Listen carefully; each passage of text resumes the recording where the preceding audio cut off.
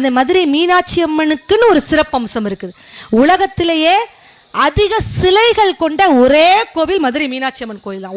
ஒரு சிலை 2 சிலை இல்லை, 33,000 சிலைகள் மதுரை மீனாட்சி அம்மன் கோவிலில் இருக்குதான். அந்த அம்பாளை பார்த்தீங்க அப்படின்ட்டு சொன்னீங்கன்னா, அந்த அம்பாள் மதுரை மீனாட்சி அம்மனுடைய வலது கால் சற்று முன்னோக்கி இருக்குமா. ஏன்? பக்தர்களுக்கு ஒரு பிரச்சனை என்று சொன்னால் நான் ஓடி உனக்காக வருவேன் என்பதை உணர்த்துவதற்காக மதுரை மீனாட்சி அம்மனுடைய கோவில் அந்த அம்பாளுடைய வலது கால் சற்று முன்னோக்கி இருக்கும். மதுரை மீனாட்சி அம்மன்னால கிளி இருக்கும். அந்த கிளி பார்த்தீங்கன்னா மீனாட்சி அம்மனோட காதில் ஏதோ பேசுகிற மாதிரி இருக்குமா.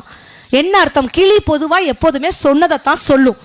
அப்போது கிளியோட காதில் நீ ஒரு விஷயத்தை போட்டன்னா கிளி உனக்காக அம்பாளிடம் பரிந்துரை பேசும். சீக்கிரமா அவனுக்கு அவன் உன்னுடைய பக்தர் உனக்காக வேண்டான், சீக்கிரமா அதை செஞ்சு கொடு அப்படின்னு அந்த கிளி பேசுவது போல் இருக்கும்.